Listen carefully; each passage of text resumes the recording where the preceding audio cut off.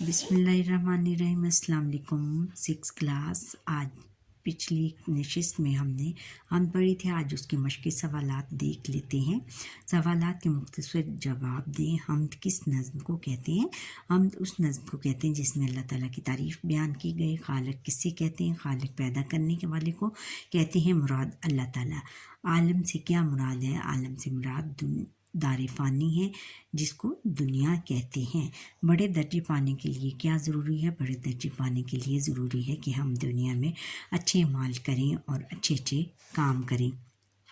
शान यकताई का क्या मतलब है? शान यकताई का मतलब है, शान का मतलब है रुतब, शान का मतलब है आला मुकाम, और यकताई का मतलब है एक होना, और एक होने की शान व शौकत इसका मतलब है। हम के मुताबिक दुरुस्त जवाब पर दुरुस्त का निशान लगाएं।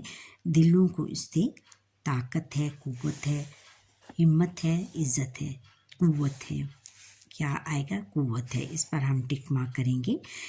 इधर हवा की हैं आंधियाँ, कुव्वतें मौजें, लहरें मौजें। दार फ़ानी से मुराद है दुनिया, आसमान, सितारे, ज़मीन, दुनिया। अगर अमाल अच्छे हैं तो पाओगे पैसे, ख़जाने, बड़े दर्जे और बड़े रुतबे। और आगे है कि इसके इल्म से उसी के हुक्म का ताबे फलक पर हर चाँद है, कहकशां है, सितारा है, अंधेरा है, सितारा है। अब शेर में कही गई बात को सादा और आम फहम गुफ्तगू के अंदाज में कह देने को शेर की नसर बनाना कहते हैं। जबकि शेर में कही गई बात की जामे अंदाज में वजाहत करने, यानी उसको जामे तौर पर, यानी उसकी तशरीह करने, यानी इसमें मौजूद हर नुक्ते को खोल कर बयान करने को तशरीह करना कहते हैं। दिए गए शेर की नसर बनाएं, फिर कापी में इस शेर की तशरीह करें। अगर अमाल अच्छे हैं तो पाओगे बड़े दर्जे। समझ लो इम्तहान इस दार फ़ानी में तुम्हारा है। शायर इस शेर में कहता है कि अगर आपके अमाल अच्छे हैं तो आप फिर आखिरत में आपको जन्नत मिलेगी और अच्छे मुकाम मिलेंगे, अच्छे रुतबे मिलेंगे, अच्छे अमाल के इनाम के तौर पर आपको जन्नत मिलेगी। समझ लो इम्तहान इस दार फ़ानी में तुम्हारा है। और आप ये समझ लो कि इस दार फ़ानी यानी इस दुनिया में आपका इम्तहान है, यानी इस दुनिया में आपको इम्तहान के लिए भेजा गया है। यानी ये दुनिया फ़ानी है और आखिरत में, और आप लोगों और आखिरत में अगर आपके अमाल अच्छे होंगे तो आखिरत में जाकर आपको जन्नत मिलेगी, और अगर आपके अमाल अच्छे नहीं होंगे तो फिर आपको दोज़ख में फेंक दिया जाएगा। इसलिए शायद कहता है कि आप अल्लाह ताला की इबादत किया करो और अच्छे अमाल किया करो, और उसकी हर हुक्म की तामील करोगे तो आपको जन्नत मिलेगी, वरना दोज़ख में डाल दिए जाओगे। बाहमी गुफ्तगू को इस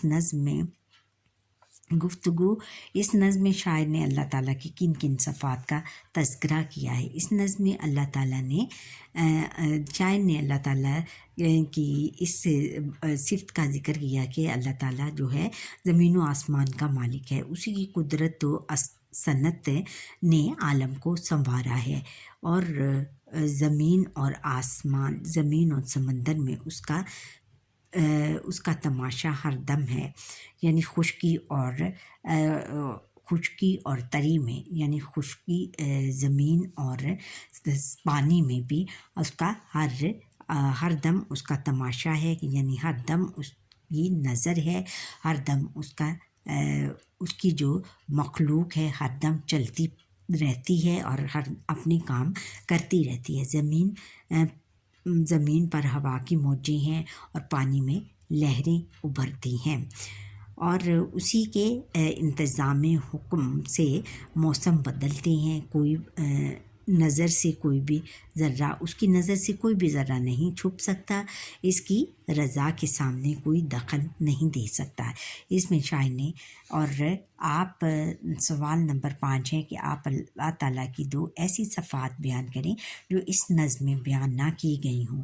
2 ایسی صفات یہ ہیں کہ اللہ تعالیٰ نے انسان، حیوان اور چرند پرند کو پیدا کیا ہے، اور نمبر 2 ہے کہ اس نے پہاڑ، دریا، سمندر، ریگستان اور صحرا وغیرہ پیدا کیے ہیں۔ یہ کس کے لیے کیے ہیں؟ انسانوں کے لیے پیدا کیے۔ اور مرکزی خیال وہ قابل توجہ اور اہم خیال جس کو ذہن میں رکھ کر شاعر نظم کہتا ہے۔ اس خیال کو نظم کا مرکزی خیال یعنی سینٹرل تھیم کہا جاتا ہے۔ سوال نمبر 6 ہے کہ نظم حمد کو بغور پڑھیں اور اس کا مرکزی خیال تحریر کریں۔ اس کا مرکزی خیال یہ ہے کہ بچوں، اللہ تعالیٰ اس کائنات کا خالق و مالک ہے۔ جن رات کے بننے، موسموں کے بدلنے اور ہواؤں کے چلنے پر اسی کی قدرت ہے۔ ہمیں چاہیے